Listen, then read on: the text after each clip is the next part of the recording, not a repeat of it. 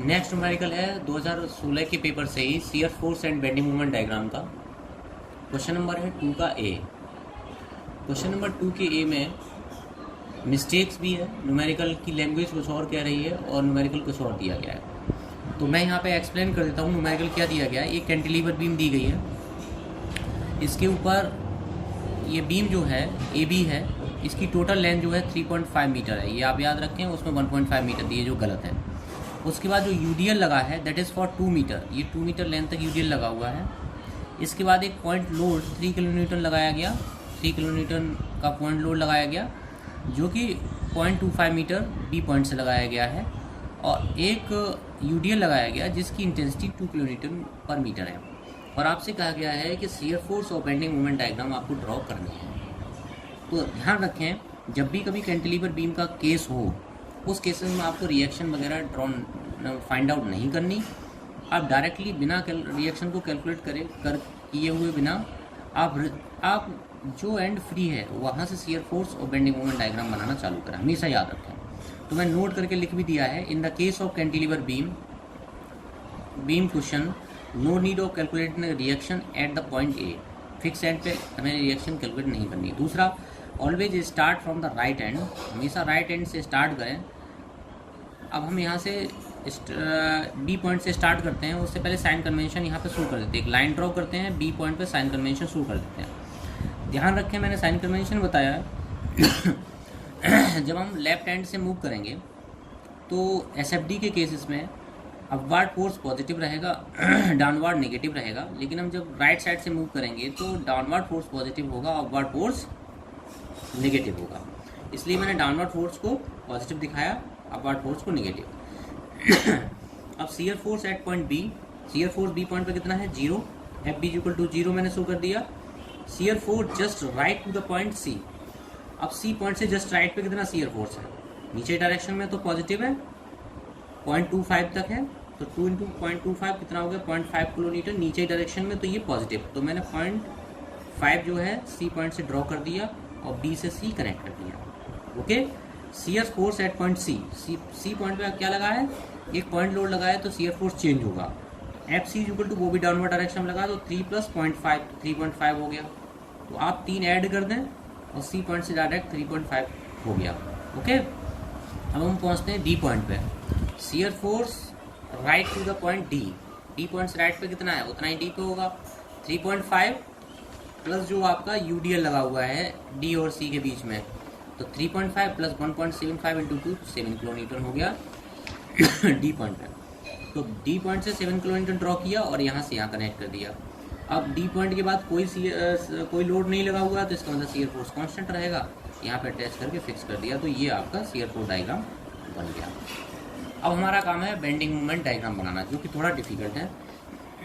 ठीक है, तो bending moment diagram sign convention हमने फिर नोट कर दिया, एक लाइन ड्रॉ की साइन कन्वेंशन। जब हम राइट साइड से मूव करेंगे तो anti clockwise positive, clockwise negative.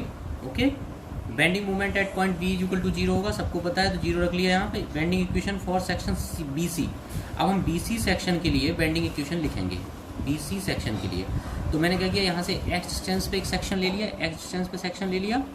तो यहाँ पे इंटेंसिटी कितनी है 2 इंटू एक्स, और ये लोड इधर को आएगा और ये कैसे रोटेट करेगा क्लॉकवाइज रोटेट करेगा, तो क्या होगा नेगेटिव होगा। तो -2x into x by 2 equal to -x², तो mx इक्वल टू -x²। तो हमें पॉइंट सी पे निकाला बेंडिंग मोमेंट, तो x equal to 0.25, mc equal to -0.25 का होल स्क्वायर, तो mc इक्वल टू आ गया -0.0625 किलो न्यूटन मीटर। नेगेटिव है तो नीचे की तरफ ड्रॉ किया और ये कनेक्ट होगा पैराबोला से। ओके, इसके बाद bending equation for C D section के लिए, अब हम बेंडिंग इक्वेशन लिखेंगे सी डी सेक्शन के लिए, बेंडिंग इक्वेशन लिखेंगे, bending equation for section C D. तो जब हमें सी डी के लिए ड्रॉ करना है बेंडिंग मोमेंट डायग्राम, तो यहाँ से एक्स डिस्टेंस पे सी डी के बीच में सेक्शन ले लिया। ठीक है, तो अब देखिएगा, एक तो 3 किलो न्यूटन का लोड लगा हुआ है, वो आपका क्लॉकवाइज घूमेगा, माइनस रहेगा। तो यहाँ से यहाँ तक की जो डिस्टेंस होगी वो कितनी होगी, यहाँ से यहाँ तक है एक्स, यहाँ से यहाँ तक 0.25, तो यहाँ से तक एक्स माइनस 0.25 तो आपका -3x - 0.25 माइनस जो यूडीएल लगाया simply 2x into x by 2 तो माइनस एक्स स्क्वायर हो जाएगा। Now bending moment at point D x equal to हम 2 मीटर रखेंगे। जब हम 2 metre x equal to 2 metre रखेंगे तो आपका एम डी आ गया माइनस 9.25 किलोमीटर मीटर। तो आपने क्या किया, डी पॉइंट से 9.25 किलोमीटर मीटर किया, ड्रॉ कर दिया नीचे डायरेक्शन में, और ऐसे पैराबोला की तरह कनेक्ट कर दिया। अब हमें पॉइंट ए पे निकालना है, तो ए पॉइंट पे बेंडिंग मोमेंट कांस्टेंट नहीं रहेगा, तो हम क्या करेंगे, अब सेक्शन लेंगे डी से ए के बीच में। तो फिर मैंने एक्स डिस्टेंस पे सेक्शन ले लिया, ठीक है।